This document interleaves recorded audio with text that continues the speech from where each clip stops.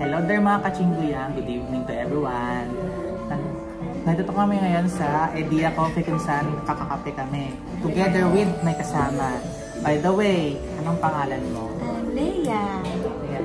Bale, ganun kakatagal na dito sa Korea ngayon? As tourist? Yeah, as a tourist. 22 ako kasi dumating. Bali ilang beses ka nagpunta ng Korea? Pang ano ka na to? Pang honey. Wow. Just, since 2018 ako Bale, ang tanong ko lang naman, paano ang pinagdaanan mo sa pagpaproseso ng mga dokumento para makapag-travel ka dito sa Korea? Pwede mo i-share sa ating mga kachingguyan. Pero dati, yung first ko na punta dito ng 2018 via agency. Ano yun ni Hana Tours? Hana Tours. Sikat yung Hana Tours sa akin. Napanood ko lang siya sa vlog. Tapos yun din yung ginamit ko. Tapos yung pangalawa kong punta, alam ko Hana Tours din. Yung pangatlo kong punta, nag-file na ako ng request for multiple visa. Nag-grant naman ako agad. Kasi sumulat ako ng direct sa consul. Galing naman. Ang alam ko kasi, ang multiple visa is 5 years ng validity. Galing naman. So, ngayon na nagtatravel ka ngayon, anong ginawa mong proseso? Kasi iba, alam ko pag iba proseso nung ginawa mo dati kasi sa ngayon. Since multiple visa na ako, wala naman akong bin-process na. Kaya pala. So, musta naman yung mga unang experience mo sa South Korea bilang tourist? Yung mga usual na tourist spot namin, Namsan Tower, Myeongdong, kailangan mo puntahan. Tapos yung OX, Gangnam, yan yung mga dapat mong puntahan. Tapos happy naman ako kasi parang na-exceed yung expectations ko. Kasi una nanonood ako sa mga vlogs, sa mga Korea vlogs. Tapos parang nung nandito na ako, finally, okay, happy pinapanood ko dati. Dati, di ba, goals sa tourist spot, ano yung mga nagustuhan ko sa South Korea bukod sa mga tourist spot? Pagkain. Tsaka yung mga coffee shops. Kasi tulad dito, ang cute kasi. Ang cute yung mga coffee shops dito sa Korea. Tsaka yun na, yung mga pagkain sa yung pagdating sa mga Korean culture, basta naman. Okay naman.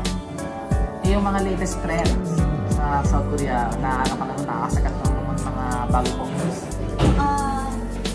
Actually, latest trends lang na alam ko sa mga K-pop culture. Yun, K-pop culture. Gusto naman yung experience ng K-pop culture. Actually, K-pop, K-community na lang kasi chat ng actors, yun mga K-drama.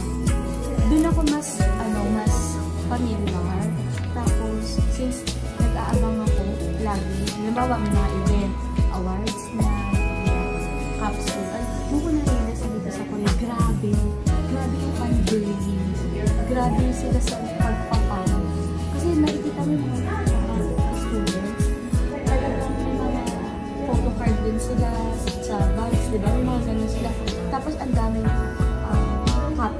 ano yung mga lalagyan ng photocard, yung mga top-loaders. At saka, pumupunta talaga sila, bawa yung mga event. Pupunta talaga, nag-aabang sila, gaganda ng camera, may dalang mga chairs, di ba? Nagka-camping din sila. Ayun, parang kung yung mga Pilipino, siyempre, mga Pilipino mahilig naman talaga sa mga entertainment, di ba? Pero mas grabe yung dito. Pag meron silang gusto, susuportahan nila talaga yung artista. Magkakaroon naman ng mga event. Event na Event na mga tulad ng mga pagkikita ng mga Oo, meron. Actually, pinopost namin yung mga schedules. So, kasi depende ka lang gusto mo puntahan. Yung iba may galing, yung iba libre. So, maswerte pag libre. Kaya, yung pala yung gano'n. So, sa ngayon, anong experience mo? Totally, ano yung mga naramdaman mong mga dito ng pagpunta mo sa South Korea? Ba't ito ang napili mo punta? Kasi mahilig ako sa K-pop, which is really interesting. From the start? Kaya, madalas din ako pumunta talaga dito kasi kung ano yung napapanood mo na K-drama, di ba? May familiarity. Parang, ito napuntahan ko. Pinuntahan ng ganito,